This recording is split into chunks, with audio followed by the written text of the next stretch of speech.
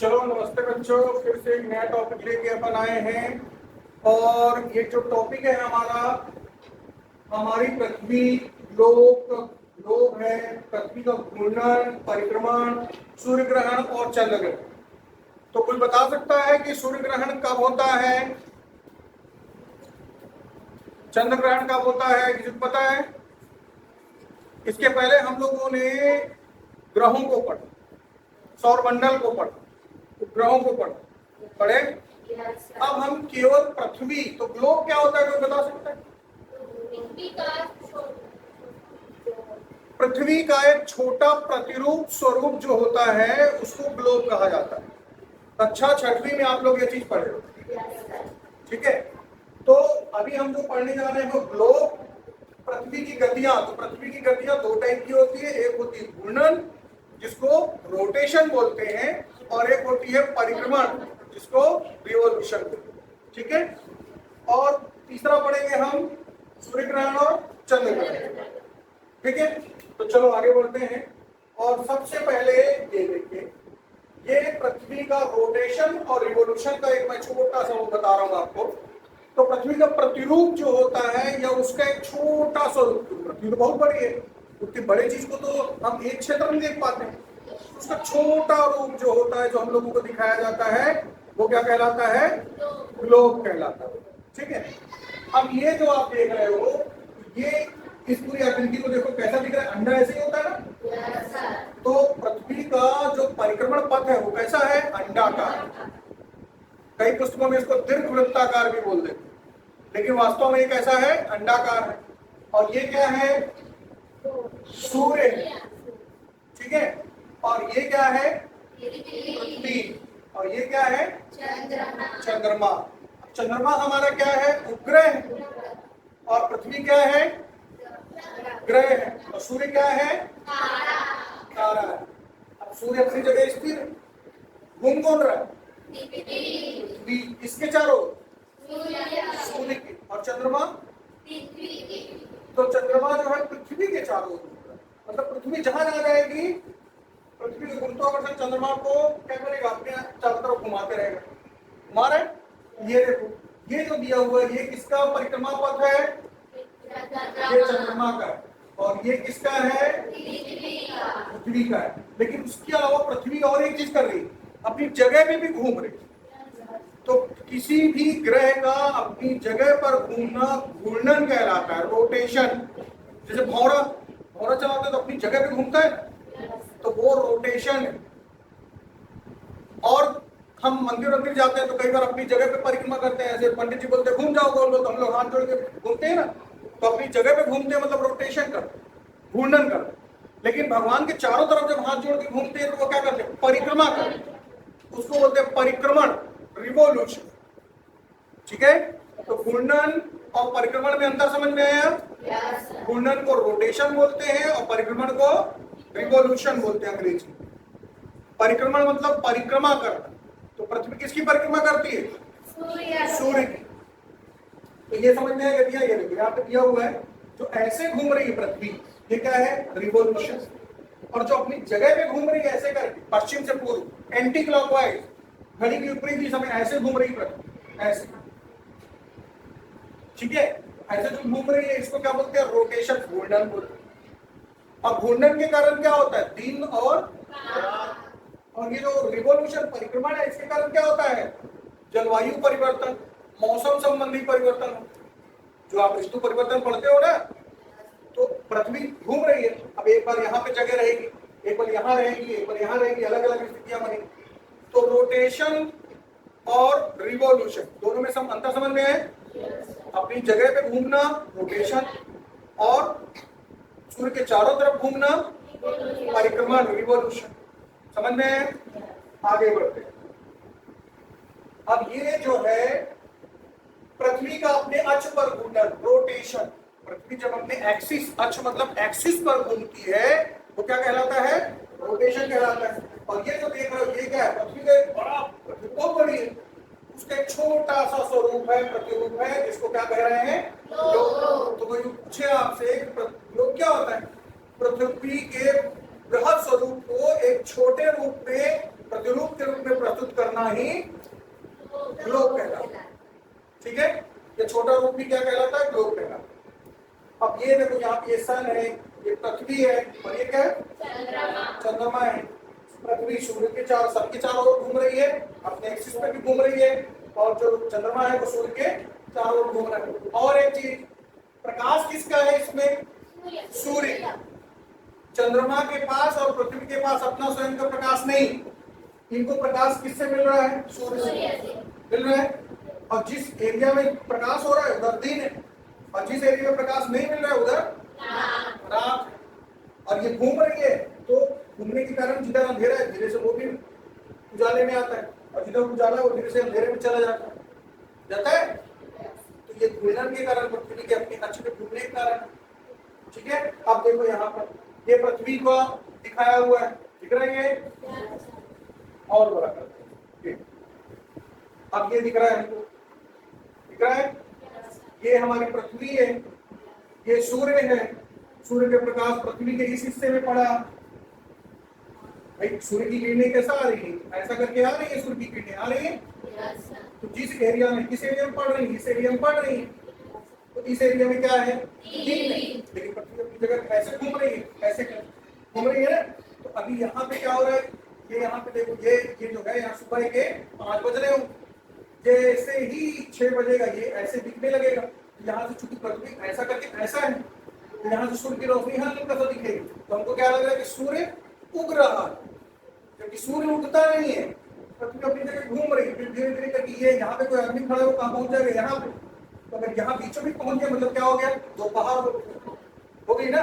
और वापस ऐसे घूम रही है पृथ्वी ऐसा करके, और वो वापस भी घूम के यहाँ पहुंच गई, तो क्या हो गया? शाम हो गई। समझ में? तो पृथ्वी का अपने एक्सिस पे घूमना, अक्ष पे घूमना क्या कहलाता है? घूर्णन। और घूर्णन के कारण ही क्या होते हैं? दिन रात। अब ये देखो, जैसे यहाँ पे दिखाया उसने, किस पोर्शन में दिन हो रहा है, पृथ्वी ऐसे घूम रही है पश्चिम से पूर्व की तरफ, और पृथ्वी यहाँ पे अपने अक्ष पे झुकी हुई भी है, झुकी हुई है ना। तो जिसके कारण उधर ये जो पोर्शन, और ये क्या है हमारा? ध्रुवीय प्रदेश है। ठीक है, उत्तरी ध्रुव इधर वाला, दक्षिणी ध्रुव, जहां पे 6 महीने की रात और 6 महीने के दिन होते हैं। ठीक है, अभी मैंने आपको बताया मध्य रात्रि के सूर्य का देश किसको कहते हैं? नॉर्वे। दोबारा बता रहा हूं, मध्य रात्रि के सूर्य का देश किसको कहते हैं? तो नॉर्वे। और अगर देश नहीं दिया है, मध्य रात्रि का सूर्य कहाँ होता है? आर्कटिक क्षेत्र। याद रखना, विकल्प देख के लगाना। पृथ्वी अपनी धुरी पर घूमती है, तो धुरी में घूमने को ही क्या कहते हैं? घूर्णन। और इसके कारण क्या होता है? दिन और रात। दिन रात कैसे बनते हैं? और ये 24 घंटे में पूरा एक चक्कर लगा लेती पृथ्वी अपना घूर्णन। तो 12 घंटे की रात और 12 घंटे की सामान्य अवस्था में 12 घंटे की रात मानते हैं और 12 घंटे का दिन मानते हैं। लेकिन कई बार दिन छोटे होते हैं, रातें बड़ी होती हैं। कई बार रातें बड़ी और दिन छोटे होते हैं, कई बार दिन बड़े और रातें छोटी होती हैं।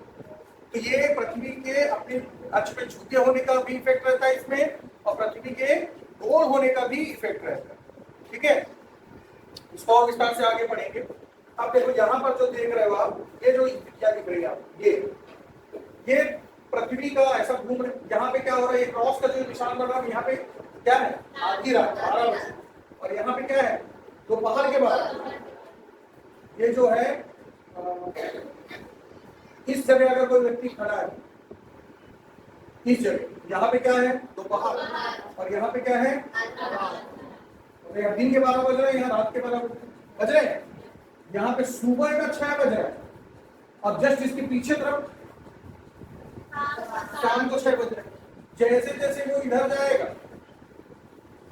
दिन बड़ा होते जाएगा, 12 बजे पहुंच गए, फिर जैसे उधर जाने लगेगा शाम होने लगेगी। ठीक है, यानी अभी हम लोग कहाँ पे होंगे? यहाँ कहीं होंगे, ऐसे घूम। ठीक है, यहाँ पे जब थे हम तब सुबह 10 बजे थे और अब स्कूल आए। ठीक है ना, ऐसे। तो वैसे ही ये देखो यहाँ पे दिखा रहा है, यहाँ पे क्या हो रहा है? जस्ट इसके पीछे तरफ सूर्यास्त, ये लाइन में आया, यहाँ सुबह है, और इसके जस्ट पीछे तरफ क्या हो रहा होगा? सूर्य का अस्त हो रहा होगा, शाम हो रही है। यहाँ पे वही चीज कहता है, दोपहर है, यहाँ पे सूर्योदय हो रहा है इस पर हिस्से में जितनी भी जगह है, इसका आप एक छोटा बड़ी गेंद ले लेना, छोटी गेंद ले लेना, और रात के समय टॉर्च ले लेना है और बड़ी गेंद को इधर रख देना, मतलब बड़ी गेंद मतलब सूर्य, उसमें बल्ब लगा देना या टॉर्च मान लेना सूर्य, ठीक है। और ये छोटी गेंद को इधर रख लेना, तो जब टॉर्च को मारोगे तो जिस गेंद को घुमाते रहे निशान लगा, तो घुमाओगे तो जिस एरिया में सूर्य का प्रकाश पड़े, मतलब टॉर्च की रोशनी पड़ेगी, क्योंकि टॉर्च को हम क्या मान रहे हैं, सूर्य मान रहे हैं, तो उस एरिया में दिन दिखेगा रात, और उसके पीछे तरफ क्या दिखेगा, काला दिखेगा, क्योंकि रोशनी नहीं पड़ रही तो रात। लेकिन बॉल को घुमाते रहोगे तो जो अलग अलग निशान लगाए रहोगे वो हर निशान सूर्य के सामने आते रहेगा। उसको करके देखना, तो ये चीजें पूरी क्लियर हो जाएगी। समझ में आया? अब आगे चलते हैं। तो देखो घूर्णन हुआ ये, उसके बाद ये जो है ऋतु परिवर्तन का कारण पृथ्वी द्वारा सूर्य के चारों ओर परिभ्रमण रिवोल्यूशन और पृथ्वी का अच्छी झुकाव।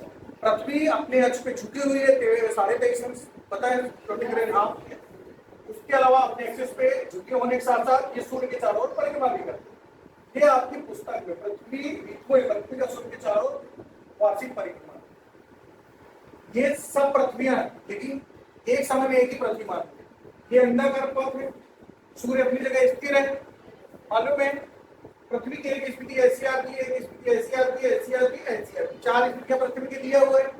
अब देखो इसके हिसाब से क्या बताना चाह रहा है कि ये जो पोर्शन ये क्या है, पृथ्वी का बीचों बीच वाला हिस्सा है। बीचों बीच वाला हिस्सा दिख रहा है, यहाँ पे पृथ्वी का बीचों बीच वाला हिस्सा कहाँ है, ये वाला, ये है ना।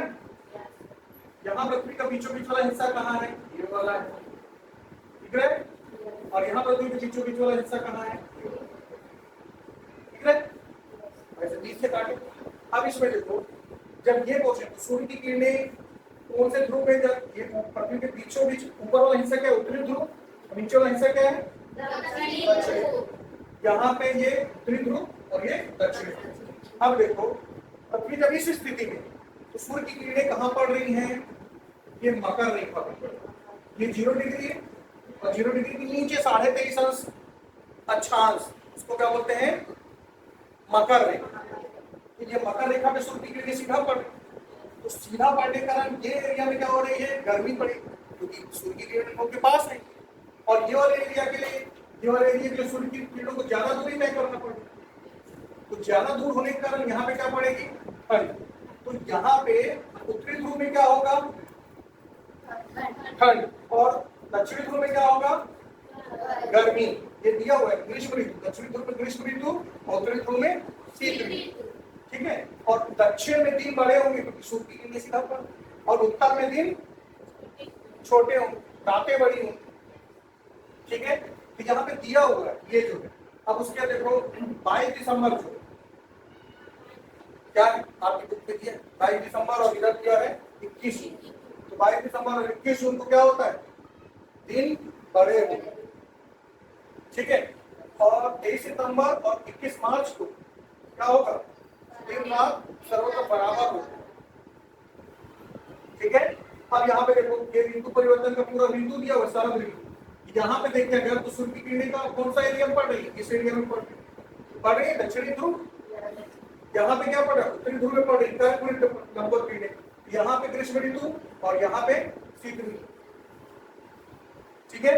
तो ये जो स्थितियां है और ये दूरी कम है और ये दूरी अधिक है, तो अधिक होने के कारण ये ठंड और ये गर्मी, और ये ठंड और ये गर्मी, और यहाँ पे अलग अलग ऋतुएं दे रहा है, यहाँ ग्रीष्म ऋतु, शीत ऋतु, और यहाँ पे शरद ऋतु और बसंत ऋतु। इस एरिया में आपकी रोशनी सिखाने जाती है, तो बसंत ऋतु, आने वाली बसंत ऋतु सरस्वती को जनवरी फरवरी जो मार्च अब होगा वो वाला एरिया क्या कहलाता है, बसंत ऋतु कहलाता है, जनवरी फरवरी का।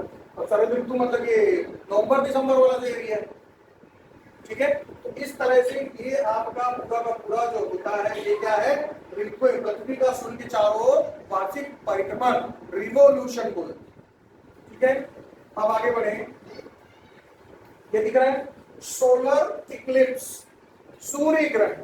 तो सूर्य ग्रहण में 3 चीजें, क्या क्या, सूर्य, चंद्रमा और पृथ्वी, ठीक है। अगर सूर्य और पृथ्वी के बीच में चंद्रमा आ जाए तो एक चीज बताओ, रोशनी कौन है? सूर्य है। तो सूर्य जो है वो रोशनी है।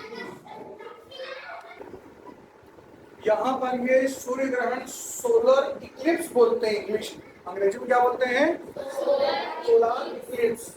और ये क्या है? हमारा सन, सूर्य। ठीक है, सूर्य ग्रहण और चंद्र ग्रहण में याद रखिएगा तीन चीजें शामिल हैं, एक सूर्य, दूसरा चंद्रमा, तीसरा हमारी पृथ्वी। ठीक है, जब पृथ्वी और सूर्य के बीच में, ये सूर्य है और ये पृथ्वी, दोनों के बीच में क्या आ गया? चंद्रमा। तो क्या होता है? सूर्य ग्रहण होता है। क्योंकि पृथ्वी वालों को सूर्य दिखाई नहीं देता है, तो दिखाई नहीं दे रहा मतलब क्या हो गया? सूर्य ग्रहण। और जब ये चंद्रमा पीछे चले जाए और सूर्य के प्रकाश में पृथ्वी रोक दे तो क्या नहीं दिखाई देगा? चंद्रमा। तो इसको क्या कहते हैं? चंद्र ग्रहण। ठीक है, यहाँ पे जो आपको दिख रहा है ये क्या है? सूर्य ग्रहण। और सूर्य ग्रहण में ये चंद्रमा है, और जो चंद्रमा जब ये रोक देता है तो ये दिखाई नहीं देता सूर्य का प्रकाश, और इसको क्या बोलते हैं? छाया या शैडो एरिया। ठीक है, और कुछ एरिया से ऐसा रोशनी निकलती हुई दिखाई देती है, मतलब किसी वाले एरिया का आदमी को यहाँ से ऐसा दिखता है कुछ रोशनी निकल रही, तो वो क्या कहलाती है? उप छाया या आंशिक छाया। ठीक है, तो ये वाला जो है आपका ये क्या है? सूर्य ग्रहण। और सूर्य ग्रहण कब होता है? अमावस्या के दिन। याद रखना, प्रश्न है कि सूर्य ग्रहण कब होता है? तो अमावस्या के दिन। और ये दूसरा देखो, ये है चंद्र ग्रहण। इसको क्या बोलते हैं? Lunar Eclipse. क्या कहलाता है? लूनर इक्लिप्स कहलाता है। और ये जो लूनर इक्लिप्स है इसमें देखिए वही तीन चीजें, क्या? सूर्य, पृथ्वी, चंद्रमा। अब देखो, दोनों पृथ्वी और चंद्रमा दोनों का ही प्रकाश का स्रोत क्या है? सूर्य है। अब यहाँ पर सूर्य की रोशनी को कौन रोक दे रहा है? पृथ्वी रोक दे रही है। और ये चंद्रमा पीछे छिप गया, दिखाई नहीं दे रहा है, तो ये क्या कहलाता है? चंद्र ग्रहण। तो चंद्र ग्रहण जो है ये कब होता है? तो पूर्णिमा को होता है। तो कब होता है चंद्र ग्रहण? पूर्णिमा को होता है। ये समझ में आया? ये देखो यहाँ पर मैंने और समझाने का प्रयास किया है कैसे होता है पूर्ण सूर्य ग्रहण। तो देखो यहाँ पर सूर्य की रोशनी, अगर चंद्रमा ये पर्टिकुलर बीचों बीच है तो रात्रि के समय पीछे पृथ्वी में ये ऐसी स्थिति बन जाती है चंद्रमा की परिधि। ठीक है, और ये सूर्य ग्रहण कैसे होता है? जब पूरा ढक ले, जैसे पूरा ढक, ऐसा करके ये वाला जो हिस्सा है, ये जो दिख रहा है ना, ये क्या कहलाता है? ये वाला हिस्सा। और एकदम पूरा ये वाला जो, ये वाला हिस्सा, मतलब उसको क्या बोलते हैं? ये जो है पूरी छाया वाला है, और ये जो है उपछाया। उपछाया वाला मतलब जीव के बाहरी वाला। ठीक है, और ये पूर्णतः छाया। अब देखो, ये धीरे धीरे करके ऐसा करके फटा, तो चंद्रमा के आकार अलग अलग दिखते हैं ना। ये क्या है? ये क्या चीज है? ये क्या है? चंद्रमा। तो जिसके कारण चंद्रमा जितने एरिया को सामने आ रहा है उतना एरिया ऐसा दिख रहा है, फिर ऐसे दिख रहा है, फिर ऐसे दिख रहा है, एक एरिया पूरा है। तो ये जो है किसकी स्थिति है? सूर्य ग्रहण के दरमियान। ठीक है, अब इससे संबंधित प्रश्न अगर आपसे आए तो पहला प्रश्न है, किसके कारण ज्वार भाटा आता है? तो सूर्य व चंद्रमा के अकेंद्र व आकर्षण बल के कारण ज्वार भाटा आता है। याद रखना, ज्वार भाटा किसके कारण आता है? सूर्य व चंद्रमा के अकेंद्र व आकर्षण बल के कारण। यहाँ और भी विकल्प दिए हुए हैं। आगे आए अपन, चंद्र ग्रहण कब लगता है? तो चंद्र ग्रहण कब लगता है? पूर्णिमा को लगता है। और पृथ्वी को नीला ग्रह क्यों कहा जाता है? जल की उपस्थिति के कारण, आसमान नीला होने के कारण, वायुमंडल के कारण, इनमें से कोई नहीं। तो जल की उपस्थिति के कारण पृथ्वी में 71% भाग क्या है? जल, जिसके कारण वो क्या होती है? दूर से नीला दिखाई देती है। आगे, सूर्य ग्रहण कब लगता है? सूर्य ग्रहण कब लगता है? अमावस्या को लगता है। फिर किसने सबसे पहले यह दावा किया था कि पृथ्वी सूर्य के चारों ओर गोलाकार रूप में घूमती है? कौन बोला था ऐसा? कोपर्निकस ने बोला था। ठीक है, आगे, निम्नलिखित में से किस दिन दोपहर के समय सूर्य भूमध्य रेखा पर होता है? 21 मार्च को भूमध्य रेखा पर होता है। वो ऋतु परिवर्तन वाला जो चार्ट है उसको एक बार अच्छे से समझना। वो अगर आपको समझ में आ गया तो इस तरह के बहुत सारे प्रश्न आपसे बन जाएंगे। पिछले साल भी एक प्रश्न इस पे आया। फिर निम्नलिखित में से कौन सा कारक ऋतु ऋतुओं की घटना के लिए जिम्मेदार नहीं है। तो सूर्य पर गुरुत्वाकर्षण का खिंचाव, भाई क्या क्या पृथ्वी पर जो ऋतु परिवर्तन होता है क्या क्या जिम्मेदार है? एक तो पृथ्वी अपनी जगह पे घूमती है, वो तो है ही। पृथ्वी की परिक्रमा भी, सूर्य के चारों ओर घूमना, परिक्रमा भी, और पृथ्वी का जो अपने एक्सिस पे झुकाव है, ये तीनों कारण हैं जो पृथ्वी पे ऋतुओं के परिवर्तन के लिए जिम्मेदार है। क्या जिम्मेदार नहीं है? सूर्य पर गुरुत्वाकर्षण खिंचाव। ये खिंचाव की बात कर। आगे दक्षिणी गोलार्ध में सबसे लंबा दिन होता है, दक्षिणी गोलार्ध में 22 दिसंबर, मैंने बताया दक्षिणी गोलार्ध में सबसे लंबा दिन कब होता है? 22 दिसंबर को। सूर्य के चारों ओर पृथ्वी के पथ का आकार कैसा है? अंडाकार, बताया मैंने। फिर निम्न में से कौन सा सही है? अब सौर पृथ्वी और सूर्य के सबसे निकट है, पृथ्वी सूर्य के सबसे निकट है, क्या बोले कौन सा सही है?